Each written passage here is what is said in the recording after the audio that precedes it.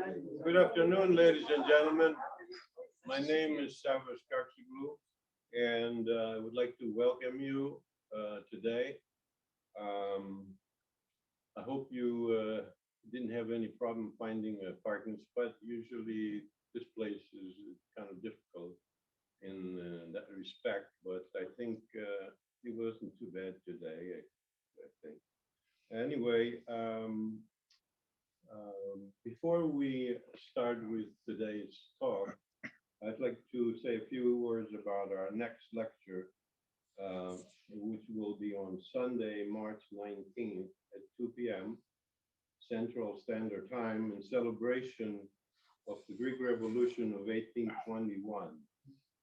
Professor Aristides Kadzis, University of Athens, in an online lecture titled Americanizing Greece, the pro-American Greek liberal intellectuals and their hegemony in the revolutionary press, 1824-1827. Information on how to join the lecture will be provided by email and regular mail, and on the website of Hellenic Link Midwest. Today's lecture, the title of today's lecture is Classical Studies Today in Academia and in the World. The speaker is Angelos Chaniotis, Professor of Ancient History and Classics at the Institute of Advanced Study at Princeton, New Jersey. Until very recently, it was taken for granted that in Europe and in some extent in North America, Greco-Roman antiquity and Christianity were the foundations of Western and particularly European civilization. This perception was one-sided, and it failed to appreciate the role of other cultures in European and world history. Well, I think Dr. Chaniotis is going to continue in detail on this subject, so I don't want to go any further on that. Dr. Chaniotis is a Greek historian and classical scholar known for original and wide-ranging research in the cultural, religious, legal, and economic history of the Hellenistic period and the Roman East, history of Crete and Greek epigraphy. He's a professor at the School of Historical Studies at the Institute for Advanced Studies in Princeton. He received his BA at the University of Athens and his PhD at Heidelberg University.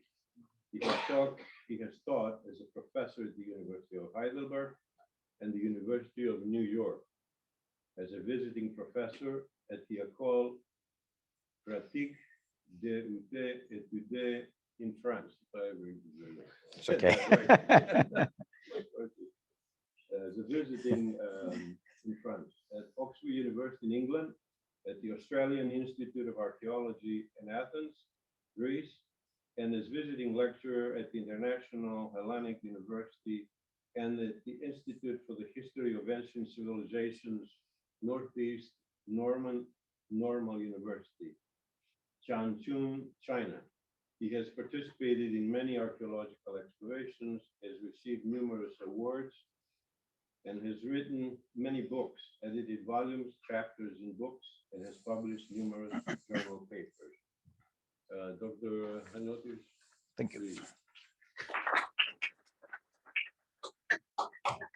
Thank you very much for the invitation. I didn't need a lot of persuasion to accept it, because it is always a great pleasure to talk about the relevance of classical studies and ancient history for the modern world.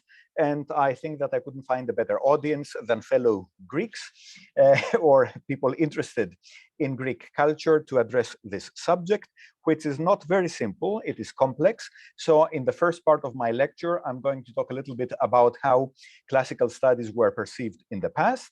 And then I'm going to address the question of how classical studies can still be relevant today.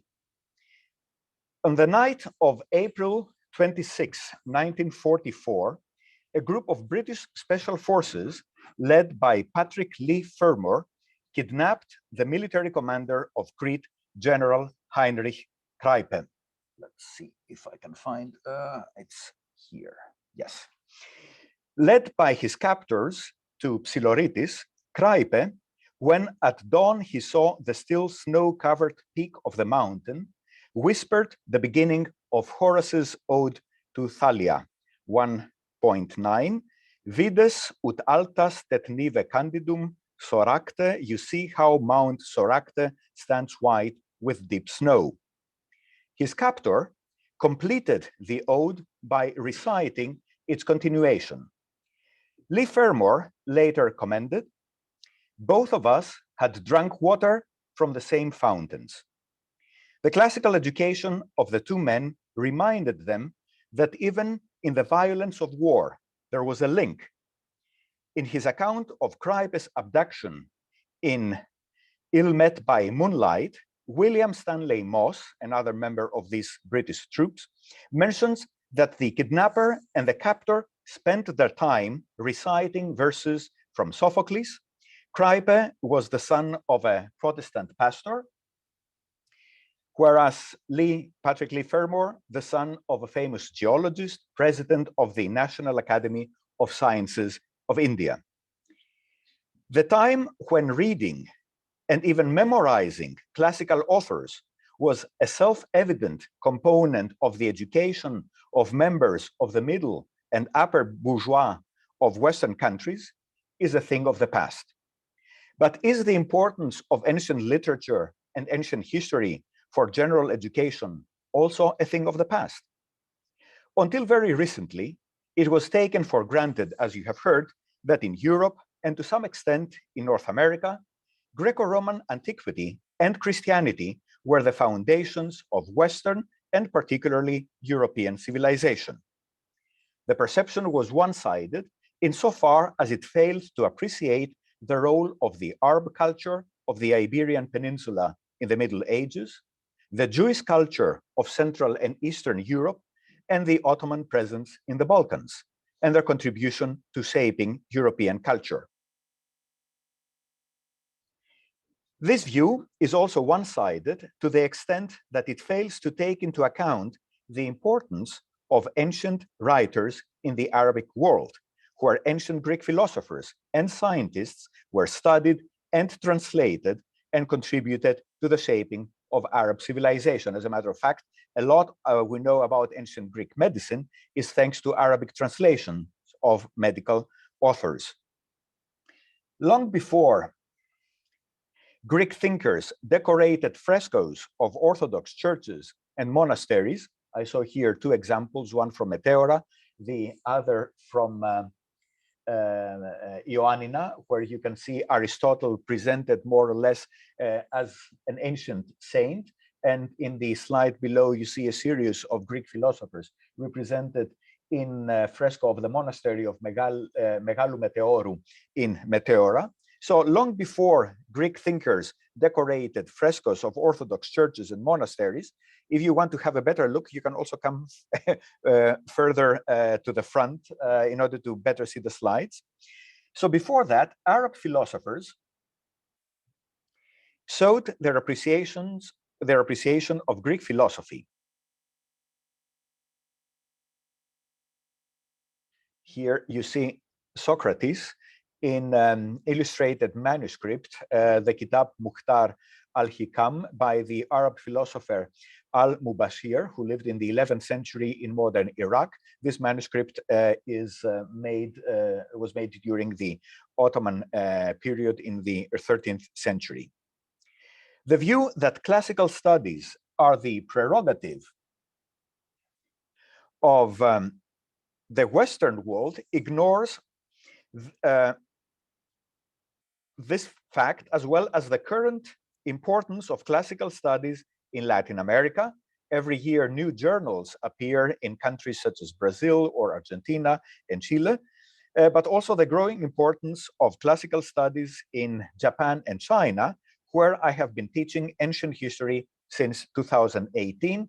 You can see the announcement of my lectures on the left, a big conference in Japan on the top, and myself in the Institute for the Study of the Ancient Civilization at the University in Changchun. So a more balanced approach to classical studies and its history is needed in order to determine the prospects of classical studies in the future. Classical studies and the dialogue with the modern age and its aspirations show enormous diversity. A typical case of selective idealization of the classical era and the placement of archaeological knowledge in the service of national identity is Kyriakos Pitakis.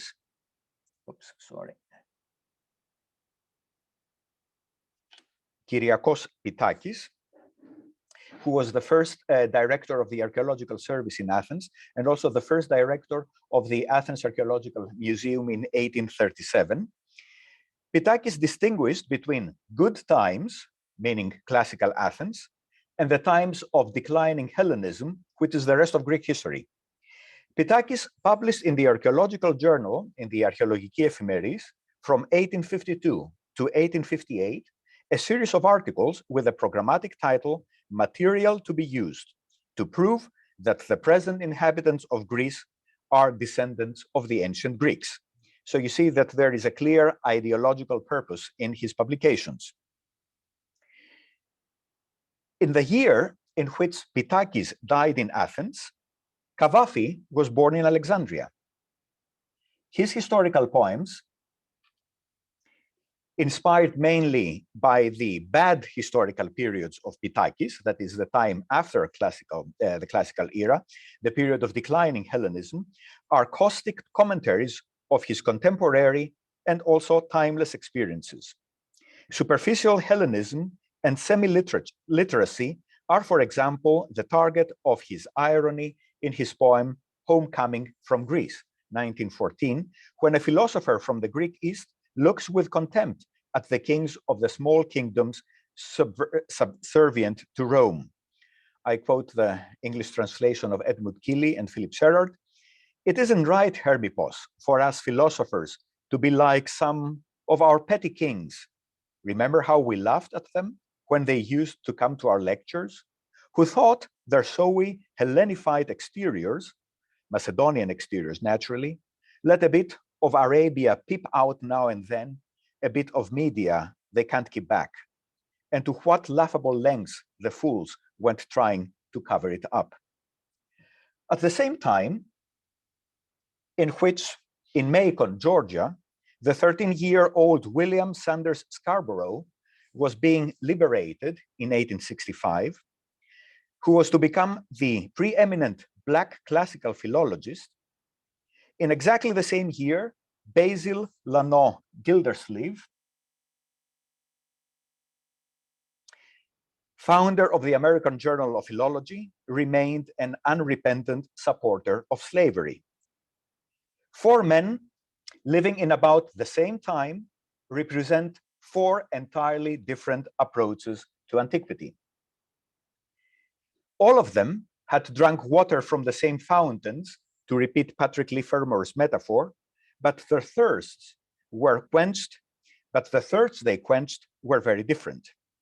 All four of them valued Greek culture, but while Pitakis had a patriotic agenda, Kavafi used the Greek past as a mirror for the present, as a metaphor for longing for something long lost, but also as a magistra vitae for didactic purposes.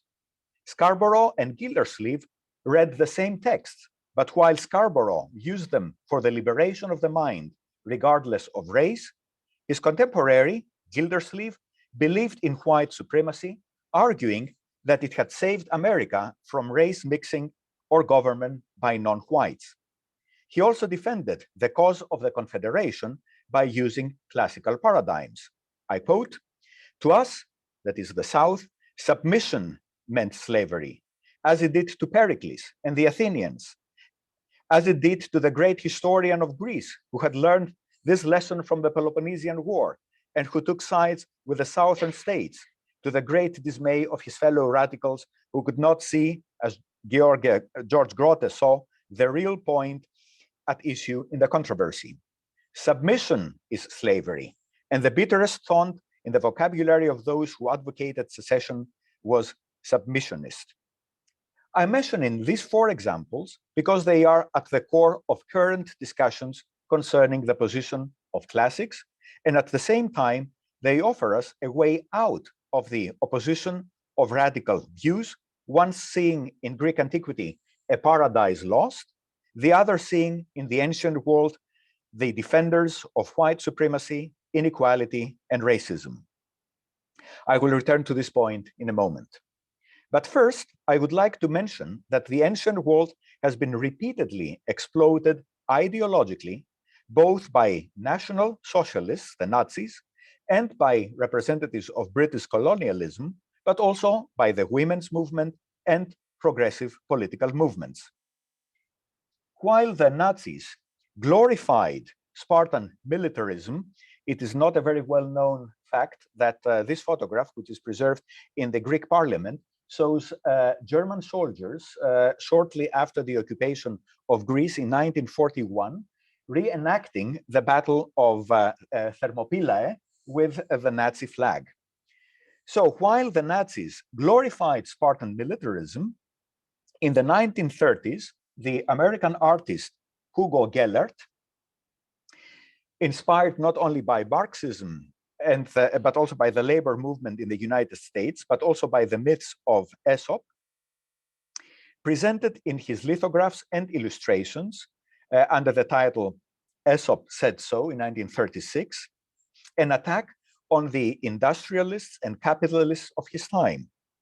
And at exactly the same time, Leopold Sédar Senghor, first president of independent Senegal from 1960 to 1980, and poet, was the first African to be admitted to the French Academy. And in 1936, he taught ancient Greek and Latin at the Lyceum of Tours in France.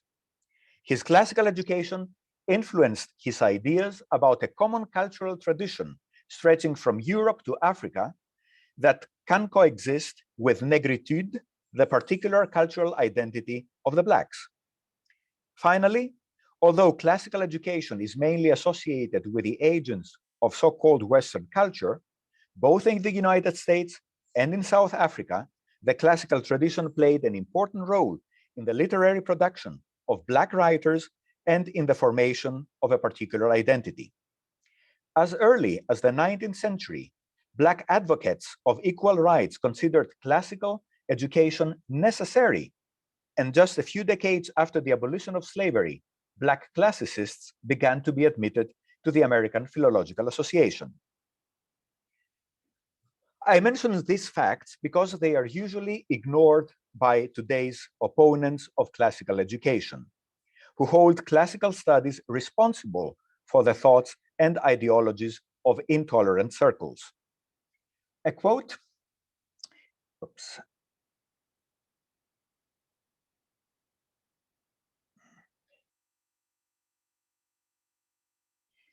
A quote that has often been repeated in blogs and social media, dating to June 4th, 2020, reflects the idea that ancient texts are harmful in the secondary education curriculum. I quote, "Be like Odysseus and embrace the long haul to liberation, and then take the Odyssey out of your curriculum because it is trash." Allegedly, Lawrence High School in Massachusetts removed the Odyssey from the curriculum in 2020. My sources for all this are Twitter, so this information is to be taken with a grain of salt. And such views do not necessarily reflect the ideas of classical scholars who favor a more inclusive approach to classical authors. More on this a bit later. But it is a fact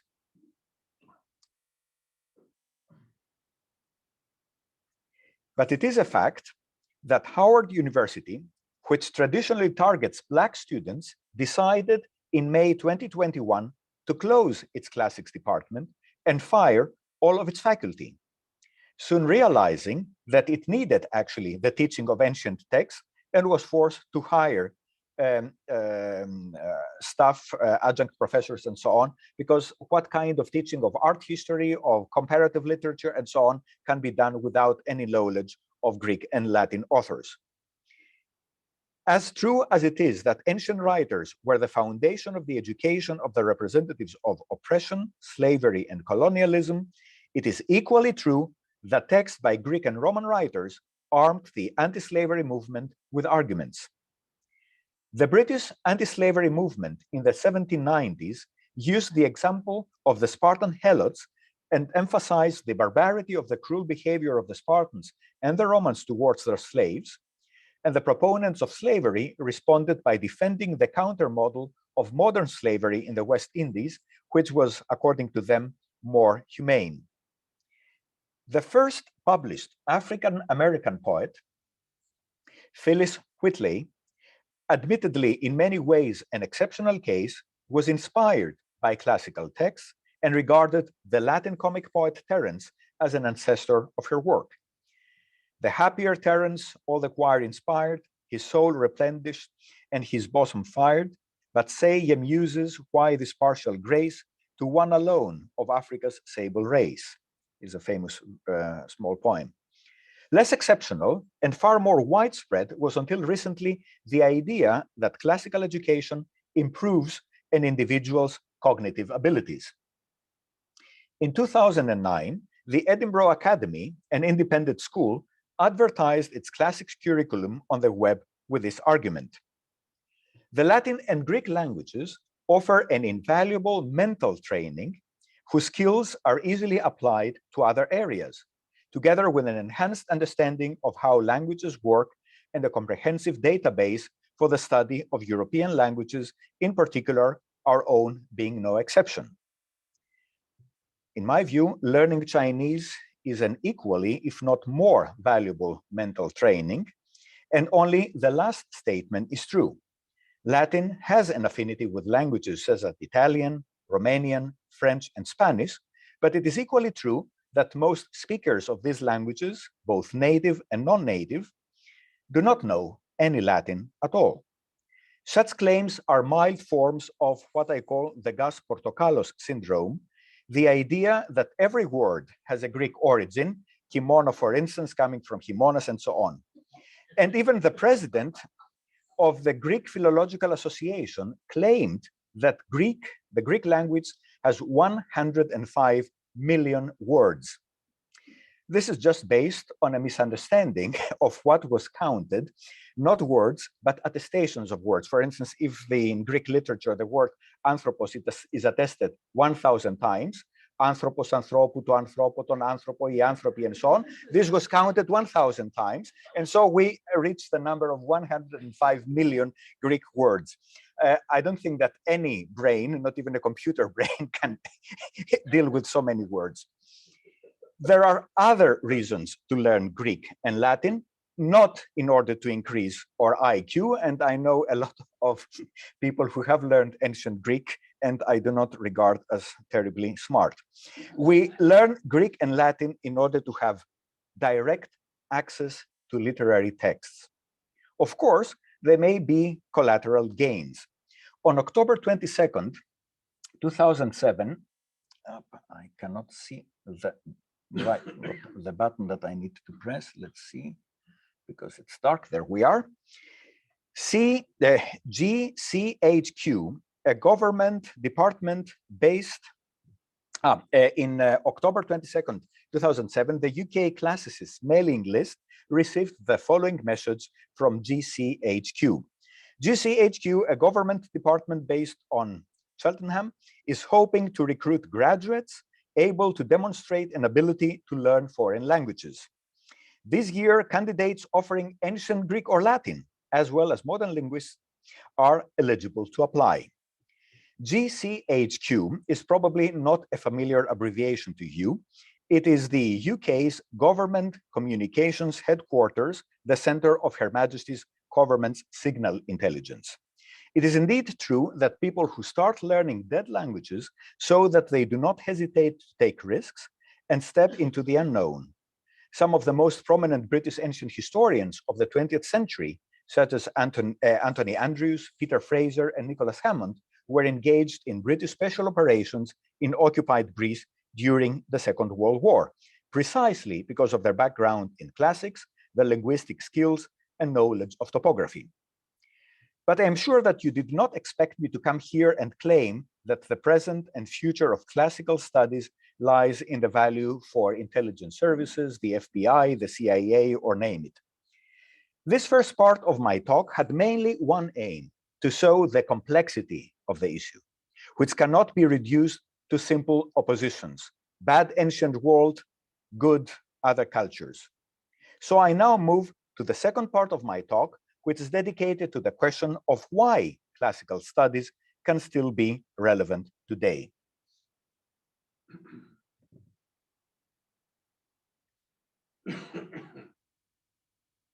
Oops, again.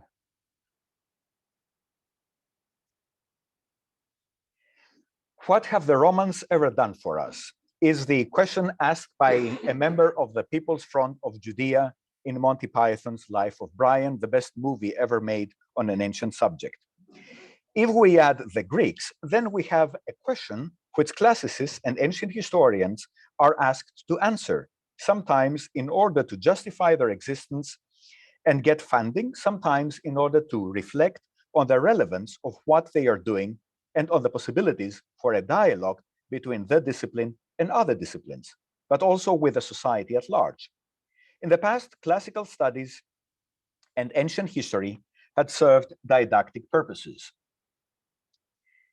The study of the Roman Empire has been one of the fundaments for the study of imperialism in the 19th and early 20th century in connection with the British Empire, today in connection with the hegemony of the United States, which is often labeled as Pax Americana on the model of Pax Romana. Athenian democracy has always been incorporated into modern debates of political and social sciences. Ancient history has often been the object of ideological exploitation, as I mentioned. Spartacus, for instance, a symbol of unremitting love of freedom and a determined struggle against slavery, lent his name not only to the German revolutionaries of 1916 to 1919, the Spartacists, but also to the new Spartacists of the global movement. The dialogue between the classical and the contemporary world has always been alive. For instance, Nancy Sherman argues in her book Stoic Warriors, the ancient philosophy behind the military mind, that Stoic philosophy, including principles of self-discipline, self-sacrifice, and serving a cause larger than oneself, may contribute to our understanding of the American military today.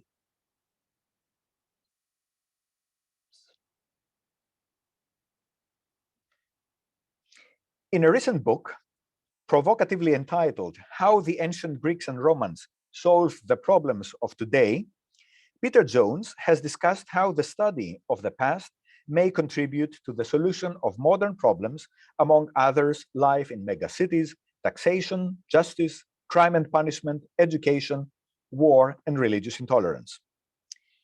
But the views concerning the instructive value of the Greek and Roman past are not shared by everyone. And in secondary education, little attention is paid to classical antiquity.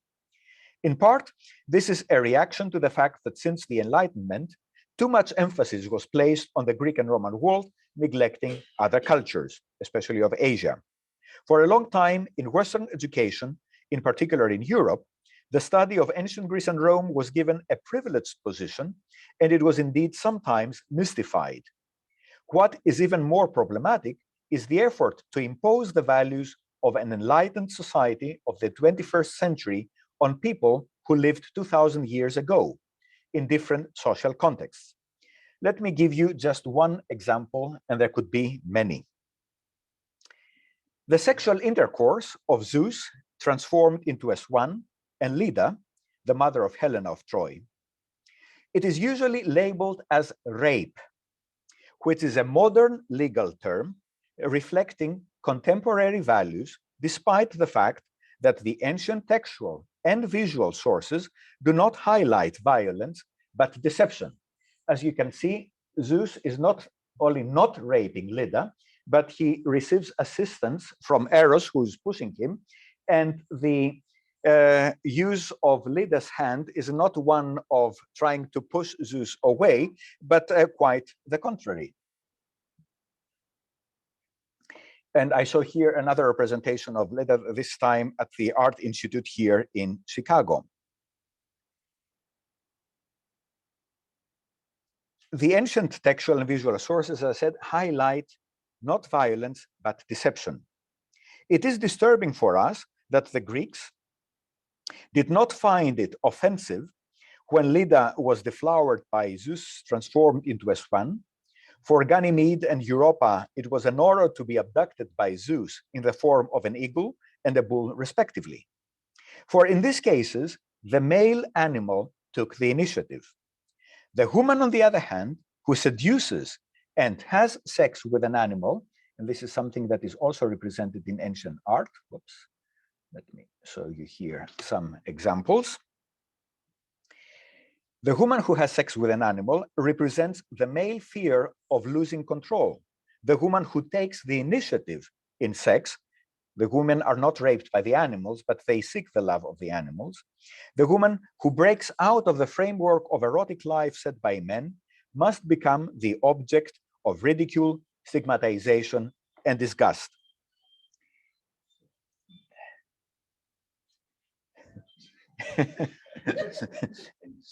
Okay.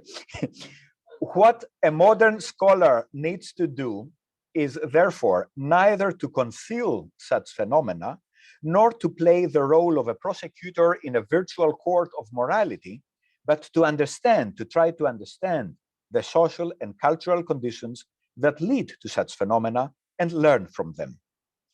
The importance of classical studies does not consist in the glorification of values that emerge from specific and very different historical circumstances. It consists in the resonance of the experiences described in the works of classical antiquity. To put it in other words, we do not read the Iliad in order to adopt the practices and all the values of Homeric society. We read the Iliad because there we find the first literary work that takes as its subject not a hero, not an event, but the anatomy of an emotion. When the poet invokes the muse, he asks the muse to sing not of Achilles, not of the Trojan War, but of his raids. Menin Aide, sing of the raids. Ancient literary works are classics not because they dictate modes of behavior, but because they describe universal and timeless experiences. The pain of Priam is the pain of every father who loses a child. The pain of the Trojan women is the pain of every woman in a conquered city. And I saw here images from the staging of the Trojan women by Yanis Tsarouchis in 1977. He did the translation of the work, the costumes, the stage direction, and also the stage construction and plan. But classical studies not only have to deal with the anachronistic hostility of those who try to impose our values on a society that existed 2,000 years ago, but also with the shrinking of classical education in secondary education. Until the end of the 20th century, students deciding to study classics in most countries of the Western world had already been taught either ancient Greek or Latin, or both, in secondary education. However, the gradual abolition of classical languages, classical language teaching in departments in several European countries, for instance, in Germany, with a dramatic reduction of the so-called Humanistische Gymnasien, in Switzerland, with a restriction of Latin teaching to a very few public schools, all this has resulted in classics department recruiting undergraduate students without relevant knowledge of Greek and Latin. This is not bad if they acquire this knowledge in intensive courses during undergraduate studies and expand them during postgraduate studies. Similarly, when students start studying Egyptology, they do not know hieroglyphics from secondary education, they learn them. This is why they go to the university. The responsibility of undergraduate curricula is therefore much greater than it used to be in the past. But unfortunately, even distinguished academic institutions do not understand this, as the next example shows. In the US, Latin and more rarely ancient Greek are taught at the secondary level, mostly in private schools with expensive tuition fees. The social profile of those who start classical studies with a knowledge of classical languages is not particularly broad. Thus, the decision of the Department of Classics at Princeton University to admit students without knowledge of classical languages into its undergraduate program in order to increase the diversity of the social and cultural background of the students does make sense. On the contrary, its decision to abolish the compulsory learning of ancient Greek and Latin by undergraduate students to simply encourage them the learning of one of these languages, and thus effectively introducing the teaching of ancient authors from translation, this decision is absolutely absurd. Just as you cannot study the paintings of Van Gogh by looking at black and white images, you won't understand his art, exactly as you cannot study the paintings of Jackson Pollock by looking at a black and white photograph, you cannot study in depth the text of ancient authors by reading them in translation. It is as simple as that. Reading from translation may allow you to understand the subject. It will not allow you to understand the art, the literature. Reading from translation offers some insight into the plot, the messages, and the cultural context. However, it does not allow for an understanding of the various devices that authors use to stimulate emotion and stimulate the reader's thinking. Devices such as the meter, the vocabulary choice, and so on. Studying ancient text in translation is simply not philology. How will the philologist understand the wordplay and alliteration of the verse in Aeschylus' Agamemnon, Helenas, Helandros, Heleptolis, playing with the name of Helena, and the pun of Helen's name in this text? Because what Aeschylus does is he creates new words in order to show that Helena is the destroyer of ships, the destroyer of men, the destroyer of cities. The translation doesn't show the alliteration and the play of the words. The Chinese students at the Institute of the History of Ancient Civilizations in Changchun, in Manchuria, where I have been teaching for 5 years now, as a visiting professor, have excellent knowledge of both ancient Greek and Latin. Their acquisition after enrolling at the university is simply taken for granted. If you want to study classics, then you have to learn Greek and Latin, exactly as if you want to study French literature, you cannot do it without learning French. Inclusion and diversity is to be achieved. Inclusion and diversity cannot be achieved by abolishing the compulsory learning of ancient Greek and Latin in an elite university. They require educational events in deprived neighborhoods and in schools where classical authors are unknown. They demand the expansion of the curriculum with texts that go beyond the trivial canon of a few great authors.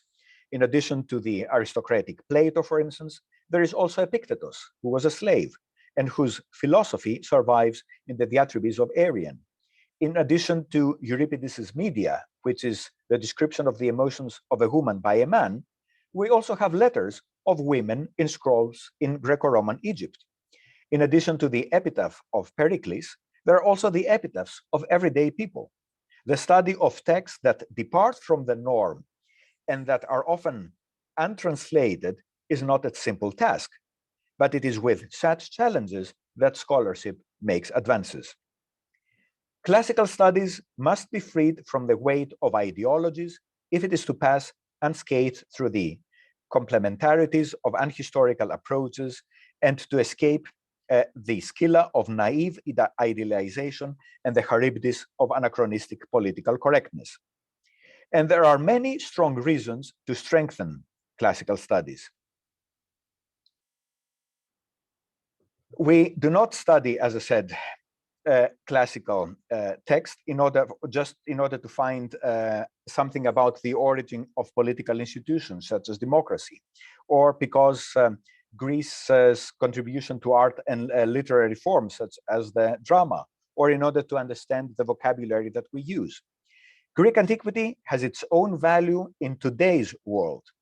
Beyond the fact that ancient Greece is still present in the public space through its influence in architecture, I saw here a building in Beijing and another one in San Francisco, imitating an ancient Greek temple. Apart from its influence in art and architecture, classical Greece is still present in the public sphere. in the words and concepts that we use, words such as amnesty, democracy, tyranny, museum, or colossal, in the performance of ancient drama, in the inspiration that the ancient drama has given to art. I show three images that are related with the tragedy of Euripides' Medea. To the left, a painting by Delacroix. On top, Medea, Maria Callas rehearsing her role for Cherubini's Medea. And at the bottom, a very beautiful staging of Medea by the Japanese director Ninagawa. Apart from all that, apart from the influence of Greek mythology on world art and literature, in popular culture, in general education, and in a visit to an archaeological museum, more importantly, the classical world helps us understand today's political phenomena. The interest of the classical world is not primarily related to a supposed superiority of ancient Greece over other areas or eras or regions. And I do not say this by underestimating the undeniable greatness of ancient Greek art and literature, but to the fact that it was in ancient Greece that phenomena first appeared that have analogies with our world today. We often hear the phrase that ancient Greece is a cradle of democracy. And we forget that ancient Greece is also the cradle of demagogy, an inevitable, though not incurable, disease of democratic polities. Indeed, more modern languages use words derived from demagogy than use words derived from democracy.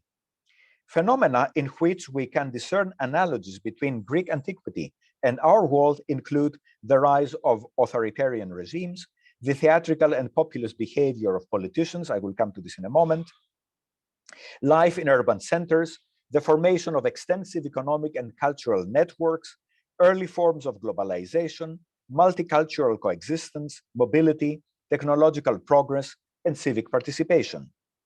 Athenian democracy is the starting point for any serious discussion of the problems of modern democracy. If the classical world is relevant to the understanding of current political phenomena, this is not connected with any particular superiority of the classical world, but it is connected with the fact that in the classical world, we can find phenomena with certain analogies to phenomena known from our world. For today's presentation, I have selected just one example from Greek antiquity, which may provide food for thought, the theatrical behavior of statesmen. Move. Theatrical behavior is the effort of individuals to construct an image of themselves that is deceiving as it is in contrast to reality or distorts reality. This image aims at provoking specific reactions such as loyalty, sorrow, pity, indignation, or fear. Theatrical behavior applies a variety of means, a carefully composed text, a particular costume, images and mechanical devices, a stage, control of the voice, body language, and facial expressions. A public lecture is a good example of theatrical behavior. I have a script, I am well dressed with a tie, so I wear a costume, I use mechanical devices, sometimes with some difficulties, I have a stage, and I pay attention to my delivery. And let's hope that what I present is not fiction. Illusion is the belief on individual or a group that something has taken place, although it has not, or has not taken place in the way they think it has. For instance, the belief that the Earth is flat, a belief shared by 15% of the Americans. When such a misleading perception is caused by human agency, we may call it a fiction. Some fictions and illusions are harmless, dictated by politeness, for instance, applauding a speaker after a bad lecture and creating the illusion of a successful performance, but they often concern serious matters, such as the fiction of equality in Western democracies. A good example of an ancient social fiction is that of the caring master and the loyal and loving slave. The most despicable of human institutions was presented with a human face by means of grave inscriptions that present slaves speaking from the graves and praising their masters. This is an example of the creation of illusion through text. For instance, the Hellenistic poet Poseidipos presents Bithynis, a slave declaring from her grave, "I did not strive for freedom. I am well favored, I who possess a tomb that is better than freedom." This is what the poet says. This is not necessarily what Bithynis, who is dead, thought. Even in death, the voice of those people was manipulated by their owners to make them present a favorable image of the masters. No human communities are free of fictions. That the rule of the people can be an illusion was already observed by Thucydides, when he recognized that under the leadership of Pericles, Athens was only nominally a democracy and in reality the rule of the first man. And theatrical behavior is a universal phenomenon observed among human and non-human animals alike. For instance, in the courtship season, when animals change their physical appearance, exactly as politicians change theirs in their courtship season with the electorate. Also, illusions have always been part of the human condition. As universal experiences, theatricality and illusion must be studied in particular context. And theatricality is different in a culture that knows established theatrical performances, as ancient Greece, in a society in which behavior was determined by etiquette, as in early modern Europe, or in today's world of the Facebook and the Twitter. Illusions and fictions operate in a different manner in the world of the pharaohs and in the world of TikTok. Why is the Greek polis a suitable context for such the study of theatricality and illusion? It is because we notice a concentration of descriptions of theatrical behavior and an exceptional interest of contemporary intellectuals in this phenomenon. Just one example will suffice to show the interest of intellectuals in theatrical behavior. It is a comment of the satirist of the 2nd century AD, Lucian, on the philosophers of his time. And this comment could also apply to pseudo-intellectuals of our times. Those men wore virtue as their garment, with its respectable name, raised their eyebrows, added wrinkles on their foreheads, grew beards, and are now walking around hiding despicable habits under deceiving appearances, resembling those tragic actors when one removes their masks, and that costume made of gold threads, what remains is a ridiculous homunculus hired for 7 drachmas for a performance. Theatrical behavior in political life became necessary in that period in the Greek polis because political life was founded on illusions. The illusion of city-states that were free and autonomous, despite the power first of the Hellenistic kings and then of the Roman emperors. The illusion of the people's sovereignty when political life was dominated by a wealthy elite. The illusion of continuity when everything had changed. By studying theatricality and illusion in the Greek polis, we are alert about illusions in our lives. Let us see an example of how intellectuals of this period observed theatrical behavior. Around 280 BC, the historian Duris wrote about the philosopher Demetrius of Phaleron, who ruled Athens as a tyrant. I quote, "He took great care of his appearance, dyeing his hair blonde, covering his face with makeup, and using other anointments, for he wanted to appear merry and affable to those who encountered him." Demetrius's appearance constructed the illusion of the affable statesman. 2,300 years later, a German court ruled that any discussion of whether the then Chancellor Schroeder was dyeing his hair was illegal. Further examples range from the black hair of the 80-year-old President Perón and the miraculously regrown hair of Berlusconi, to the removal of some extra weight from Sarkozy's waist with the help of Photoshop. Theatrical behavior was employed by statesmen in order to make their elevated position acceptable and to create the illusion that they were not distant from the ordinary citizen. Of Agathocles, the Sicilian ruler of the late 4th century, it is said that in his drinking parties he used to put off the pomp of kingship and show himself more humble than the ordinary citizens. I quote, Being by nature also a buffoon and a mimic, not even in the meetings of the assembly did he abstain from jeering at those who were present and from portraying certain of them, so that the common people would often break out in laughter.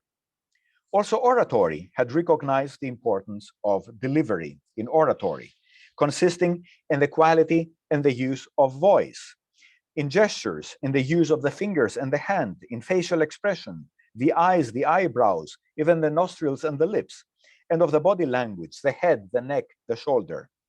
An orator should act, but he should do so without letting the others notice. According to a teacher of oratory, Quintilian, this is the ultimate command of the art of acting. Its highest expression will be in the concealment of its very existence. The orator should learn from the actor the correct pronunciation of letters. He should learn the correct use of facial expressions. The speaker should face his audience without distorting the lips. The jaws should not be parted to a grin. He should neither throw the face back nor fix the eyes on the ground. He should avoid raising the brows when raising the voice. Sport trainers instructed them how to control the body, so that the arms may be extended in the proper manner, the management of the hands free from all trace of rusticity and inelegance, the attitude becoming, the movement of the face appropriate, and then motions of the head and eyes in keeping with the poise of the body. The facial expression should show modesty and animation, and the gesture should not be conspicuous to avoid the impression of actors. For these recommendations, we have archaeological confirmation as well, the image of public figures in this period. The orderly draped cloaks, the avoidance of luxury, and the unmoved arms, usually covered by the cloak, evoke self-control and reservation, even when the arms are freed from the cloak's drapery and are projected forward to indicate energy and strain. They avoid the passionate gesticulation of the actors. You see here the difference between an orator, who is self-contained and in control, and the gesticulation of actors. Contemporary portraits encapsulate in their facial expressions the vigor and the strenuous effort with which the good citizen carried out toilsome civic duties. The unshaved faces, you see this bronze head, and if you look at from down, you see that he's represented with what we would call today a 3 days beard. The unshaved faces suggest that these men did not even have time to properly take care of the body. These representations, and here you see another such figure, you clearly see that he is unshaved because he doesn't have the time. A governor in late antique Caria in Asia Minor. These representations of virtuous citizens in proper dress and with facial expressions indicating exhaustion after the demanding efforts to public welfare bring to mind the advice given by Quintilian to orators. They should demonstrate their exhaustion by letting their dress fall in careless disorder and the toga slip loose by streaming with sweat and showing signs of fatigue, thus suggesting that they had spared no strength for the interest of the clients. The images of the self-controlled and committed citizens embody such artificial and staged behavior. I cannot help but quote an account of how George Bush Sr. appeared in his congressional campaign in Houston in the mid-60s.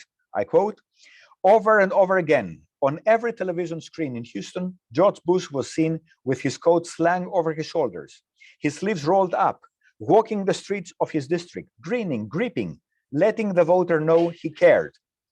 About what was never made clear."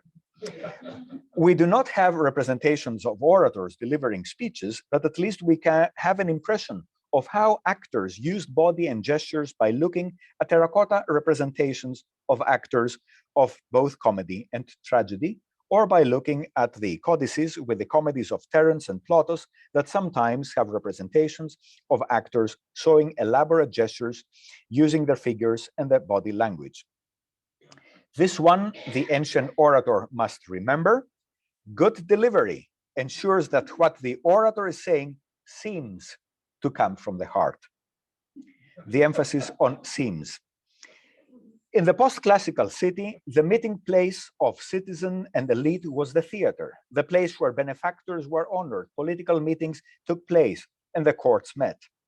Today, the meeting place of the statesman and the voter is a screen, the screen of a computer, a smartphone, a tablet, or a TV. Unavoidably, political behavior is modified in order to suit the conditions of a screen. And as the screen is associated with entertainment and spectacle, political behavior also adopts features of entertainment and spectacle. An element of entertainment is expected by those who turn a screen on, and it is indeed generously offered. What a performer offers and what his receptors demand are connected in a dynamic interplay, and political life becomes a show.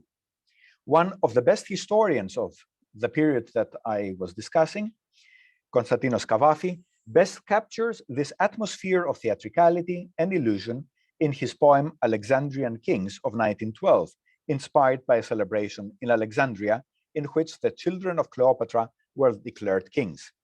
The Alexandrians, he writes, surely perceived that all these were theatrical words.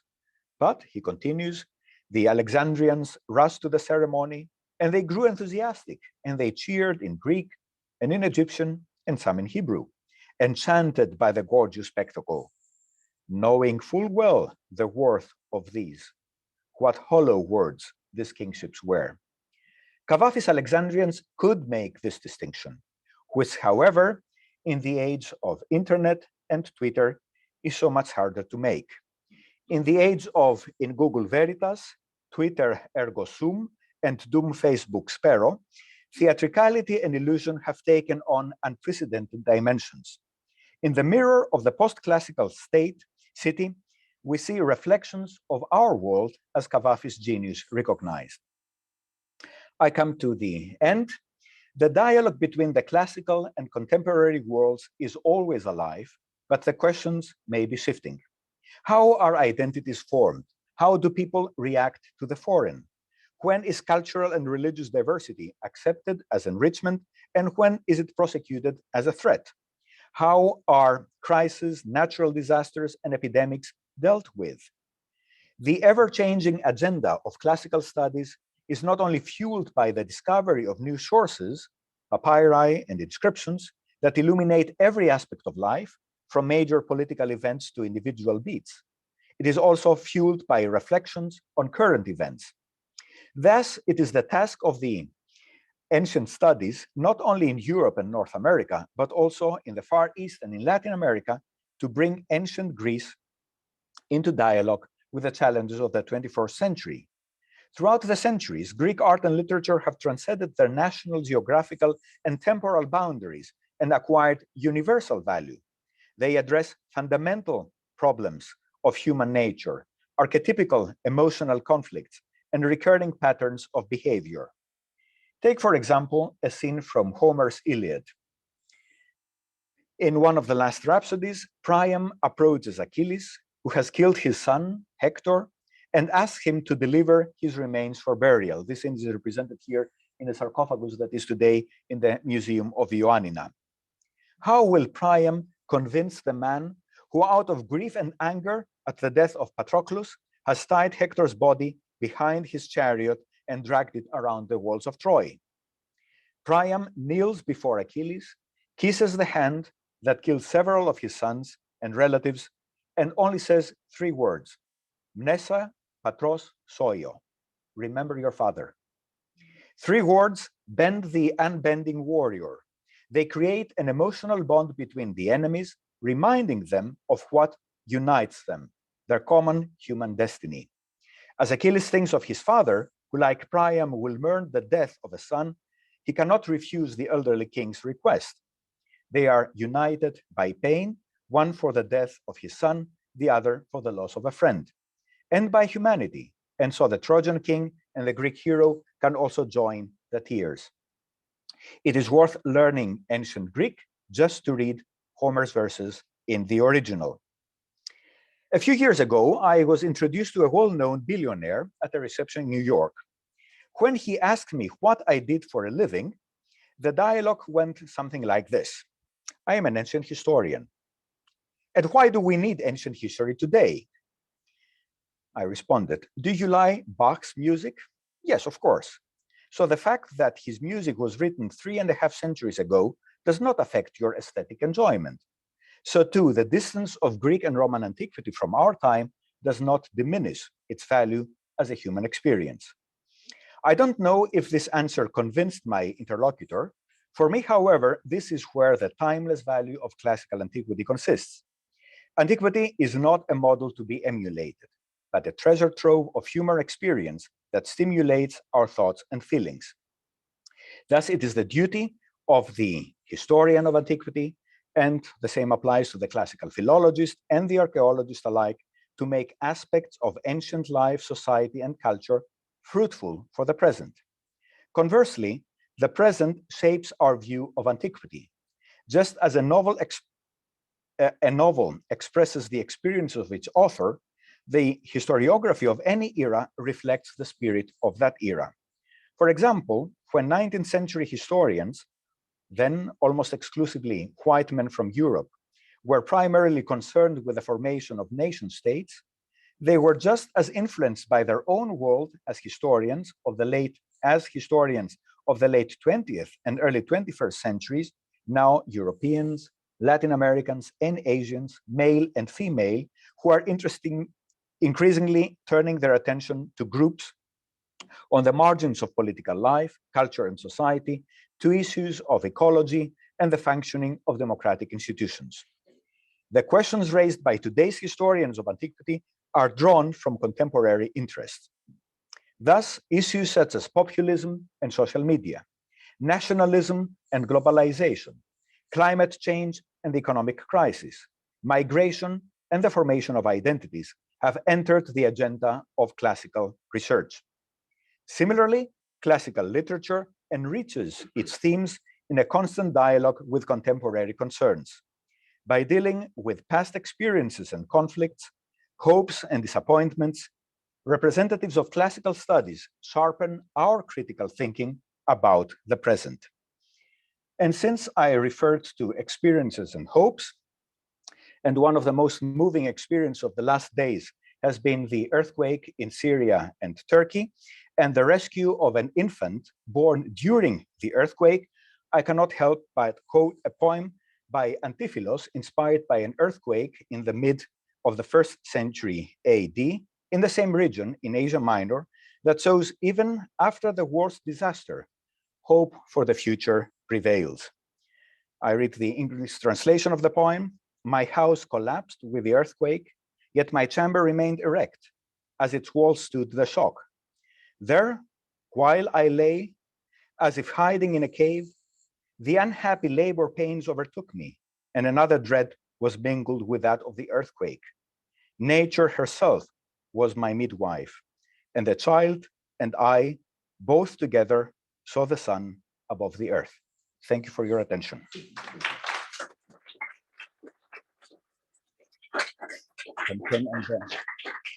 The light.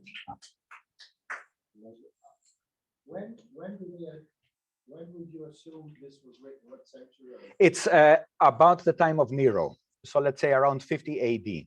The problem is we cannot date it exactly because there are many earthquakes in Asia Minor, but we know more or less the time of this author Antiphilos of Byzantium, because in one of his poems he made an allusion to Nero, so it must be around sometime after the mid of the 1st century AD. Thank you, Dr. Chaniotis. Thank you very much. I can take some questions. This is why I'm here. Yes. As a former classics major myself, I did a lifetime ago, elementary. I mean, I think it's anathema to study classics and not know ancient Greek or Latin. I mean, it brings much more to the table when you know the language, when you look at the poetry and know the scansion and all that. I just can't. Yeah, this was also my response, and I wrote an article in Kathimerini when this was announced, because people confuse the Institute for Advanced Study in Princeton with Princeton University. These are two separate institutions separated by a golf course that functions like an invisible wall.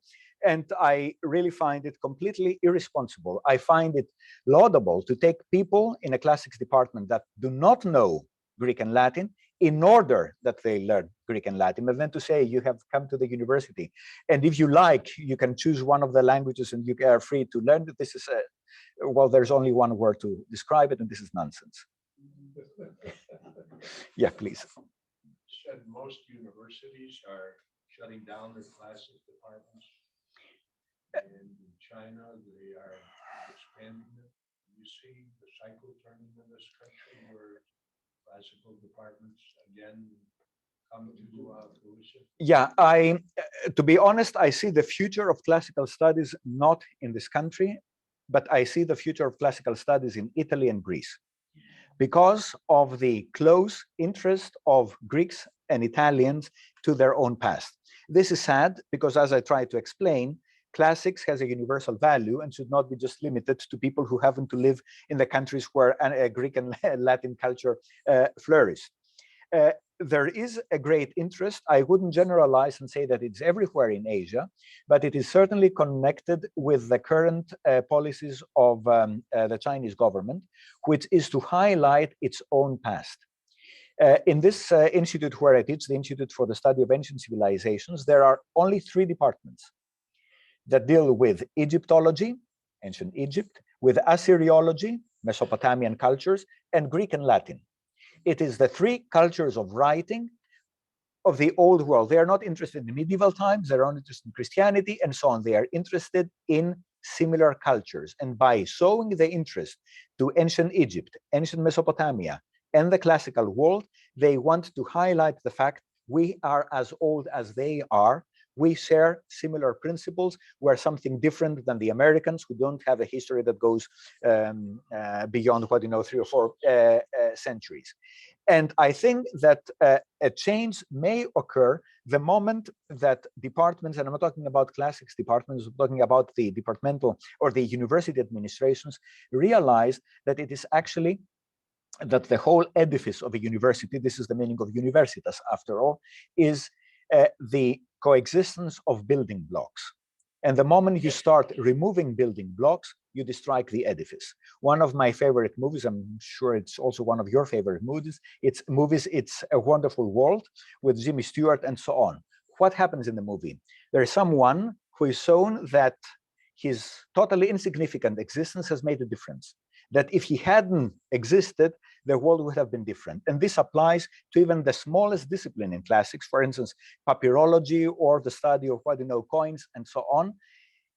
It makes sense because it is a part of the whole. And the moment you start removing these parts, then you destroy the whole. And it doesn't simply apply to classics, it applies, for instance, to medieval Latin. Who cares about medieval Latin? But without medieval Latin, you cannot study art history, you cannot study the history of law, you cannot study the history of medieval Europe, you cannot study musicology, because all of that is written in medieval Latin. So sometimes we don't also need huge departments. I assume that all papyrologists in any known universe could fit this room. We don't need more than that, but we need them. And this is the importance, the insight that should be given to university administrations, that it is not the masses that count. There are some disciplines which produce income for the universities, physics, biochemistry, name it, and so on and so forth. And this should be recycled in order to promote disciplines who do not produce such revenues, but still they are valuable because they are part of this building block. And I'm afraid that this insight has not reached university heads yet. There was a question over there. Yeah. Yeah, could you say something, please, about your near neighbor in Princeton, Daniel Padilla Peralta? I was trying to avoid this subject. Yeah. He is certainly a good scholar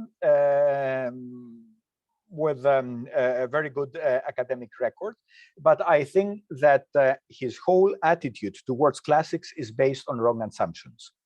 And the wrong assumptions are that classical studies need today to serve a certain agenda, his agenda, and obviously the ancient authors do not serve this agenda. It is based on anachronisms and this was tried to show just by giving the example of how you use the word rape, which is not a concept, it is a concept that existed in ancient Greece, but under different circumstances. And it is the same way people try to avoid the use of the word slave today, and they have replaced it with enslaved people. My comment to this is this. First of all, if in the 21st century in the United States, you need the expression enslaved people in order to understand that slaves were people, then something is seriously wrong in this country. Second, slave is a legal and historical term. Enslaved people is not a term that I can use in order to interpret and understand ancient Greece, because it is a legal term.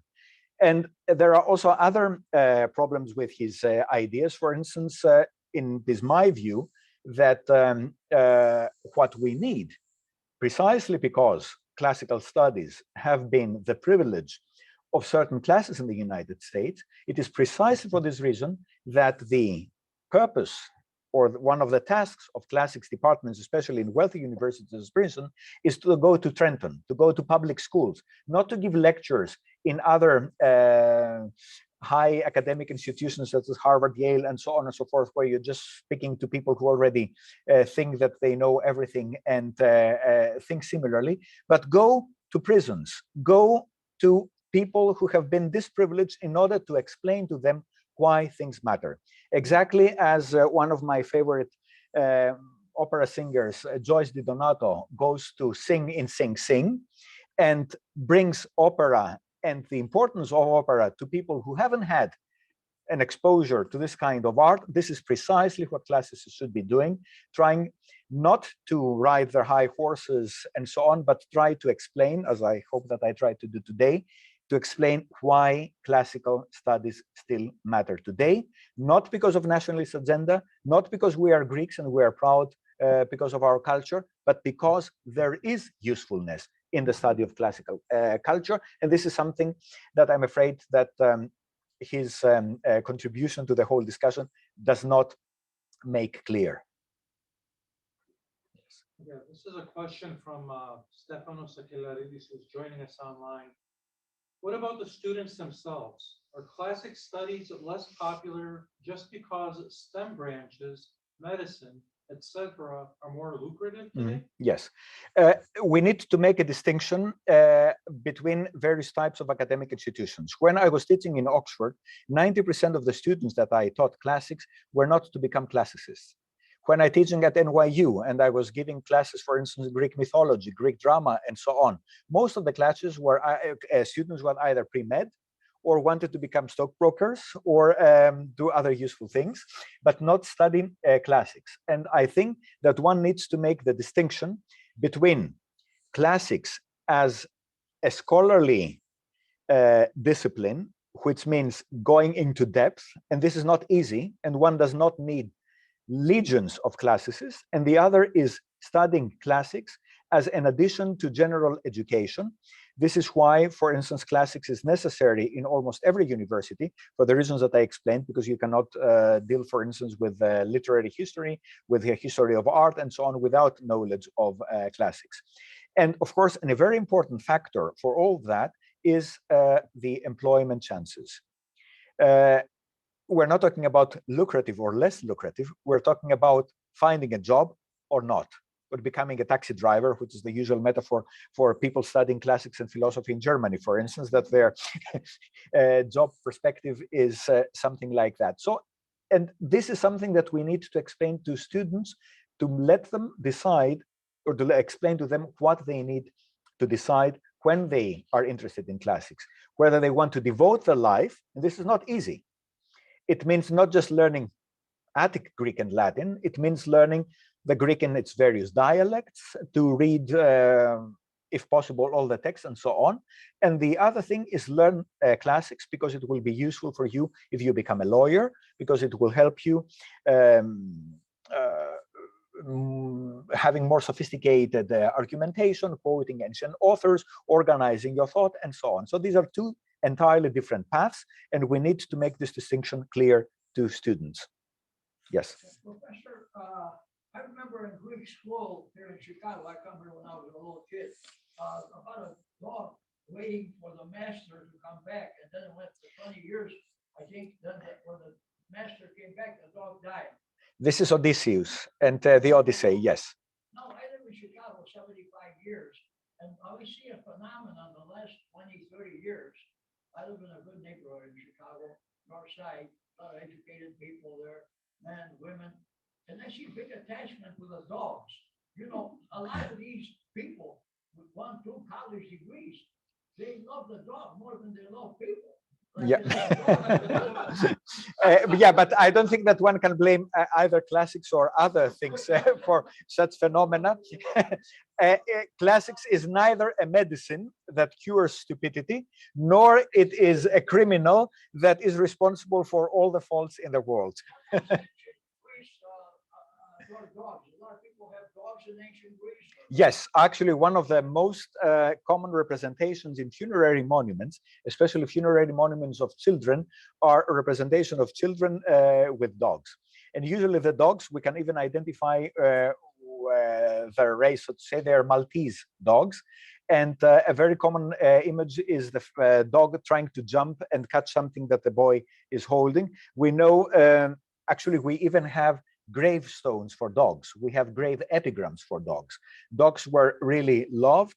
They were given names like, for instance, Philodespotos, the dog that loves his master, or Philokynigos, the dog that likes hunting, and so on. Yes, there is certainly a great affection for dogs in classical literature. Yeah. I read recently that a dog has the mind of a 2-year-old. Uh-huh. And that's why they, Yeah, the association, yes, yeah. when you're going to be leaving the house, and you jump Yeah. in the car with you. Yeah. And even, and they know the difference when you go to the garage with no intention of driving out of it. Yeah. They know the difference. You figure that one out. Yes, Hariklia? So to spin it in a more popular or a more positive light, you talked about teaching in China, you talked about Latin America, where you have Aztec, Mayan, the ancient Chinese. Are the scholars, the students that are coming from those cultures, bringing a different perspective that is changing traditional scholarship? Are their ideas and their connections to their ancient cultures informing the work they're producing? This is a very good question, and thank you for asking it, because it reminds me to add a couple of things that I forgot to mention in the previous answer. For instance, scholars today who want to who talk about diversity, inclusion, and so on in classical studies, they shouldn't be inviting them conferences, their colleagues from other American universities. This is precisely what they should be doing. They should be inviting people who teach in Sao Paulo, people who see in Cape Town, in Changchun, in Tokyo, and so on and so forth, because it is from them that they, otherwise it is really this elitarian, arrogant attitude. We know better. We know what is best for the Latin Americans. Well, believe me, the Latin Americans know exactly why they are studying classics, and they're studying classics for 2 reasons. One reason is in order to rediscover the roots of the countries into European culture. And this is, of course, part of a, I wouldn't call it conflict, but a tension between the interest in the native cultures of Latin America and the introduced culture. It is also, it has history. It is, when you look at names in Latin America, you'll see that there are people that have names such as Polybio, for instance, Polybius, the ancient historian, and so on. These names were given by slave owners who had classical education and still survive until today. So there is, it's a complex situation. On the other hand, if you look at countries such as South Africa, both the movement for the against apartheid, but also representatives of apartheid used classical authors as part of the agenda. But this is one phenomenon. It is the instrumentalization of classics, and this is one phenomenon. The other phenomenon is not the instrumentalization of classics, using classics for the ideologies that you have, but is discovering classics because of the value that classical authors and classical art have. And this is something that happens increasingly in Latin America and in some of the Asian countries, and especially in China, for the reasons that I explained. As a matter of fact, I would like to organize a conference precisely inviting people from Latin America, Africa, and the Far East in order to explain to us, because I don't want to explain why they're doing this. I want to hear their view about that. And this is precisely what is not happening in this country. And I find it extremely frustrating to have, for instance, panels in the annual meeting of the Society for Classical Studies about the future of classics as opposed to in post-colonial times, without inviting anyone from these countries that suffered under colonization and slavery and so on, to let them talk and present their view. Yes. Yeah. The more I read and study ancient cultures, like the Greeks and the Romans, the more impressed I am by how sophisticated they were. And at some point, maybe it was because the barbarians destroyed the civilization, but the societies in Europe, for example, turned their backs on ancient philosophy and ancient culture. What brought that about? Again, this is the subject not just of one lecture, but perhaps a whole course. But let me mention just a few factors. One important factor for the decline of classical culture in some areas, not everywhere, is Christianity. Because Christianity regarded some of the classical culture as an enemy. For instance, until the 7th century, we know that the poems of the greatest female and probably one of the greatest poets of all time, Sappho, were still read, they were quoted, they were copied, they exist in papyri. And suddenly, in the 7th century AD, Sappho's poetry becomes a matter of the papyri scrolls are scrapped in order to be reused and recycled. Why? Because the poems, the erotic poems written by a woman, do not necessarily fit Christian values.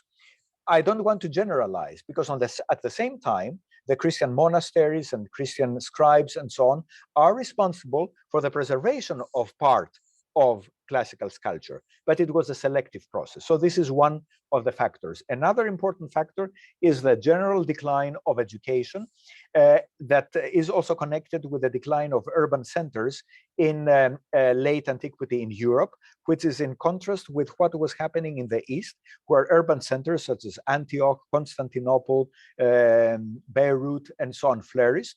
And then they had also successors after the Arabic conquest by great centers of education in what is today's Iraq and Iran.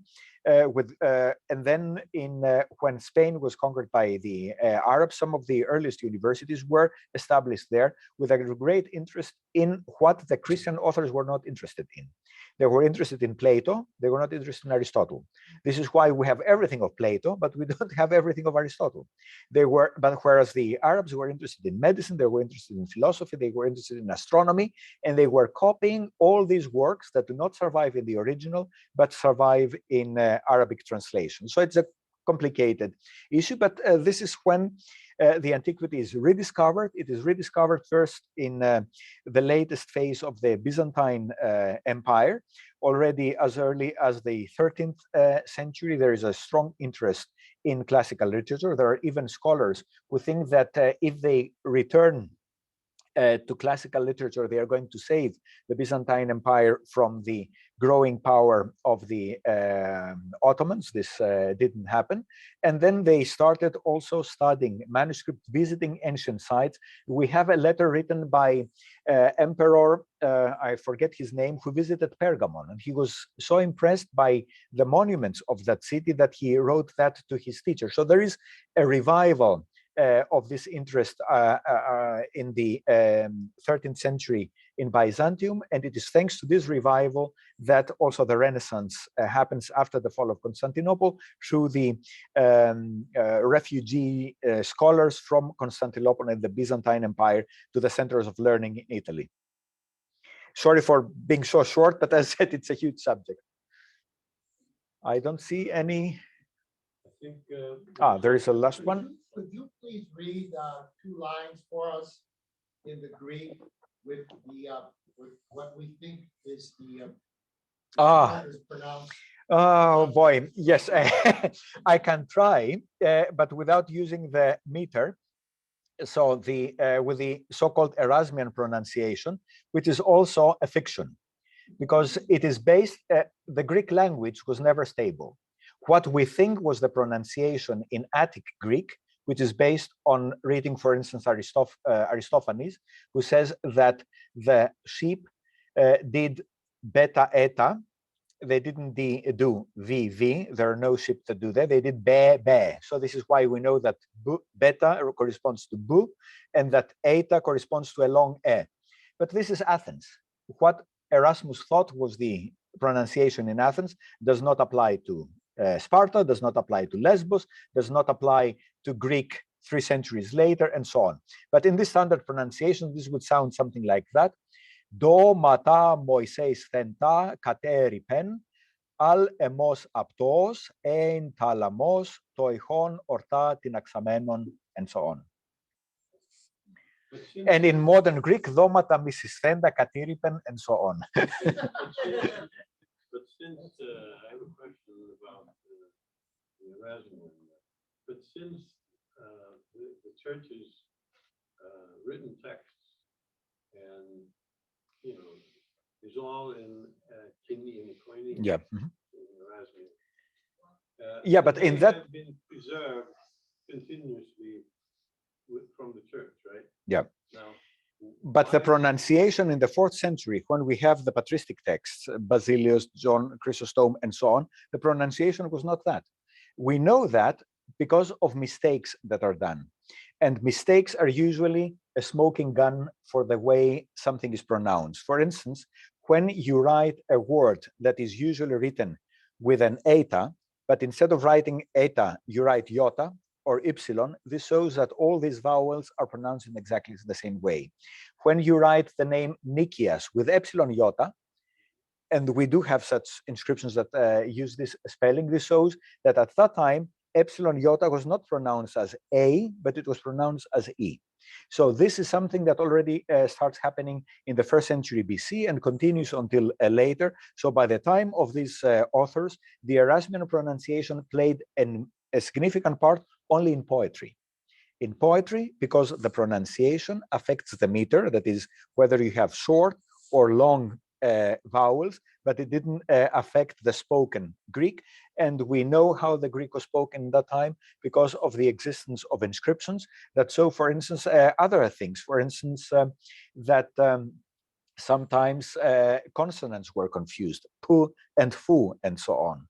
So it's you're saying that the church is Greek. What the church uses today, it corresponds to the later development of Greek language and not to the language that was spoken in the 5th century BC before the Greek church was created. Yes, it evolved, yes, yeah. So I think I have exhausted your interest. You have not exhausted me. Thank you very much for coming today, and I hope to see you. We hope to see you next time on March 19. Do you have a question, Mr.? For emphasis, I have a question at the end of the session. Just to have bragging rights to my grandchildren, how many credit hours can I claim for this lecture? You don't get credits for me without examination. So I need, you either have to write an essay or ask multiple choice questions.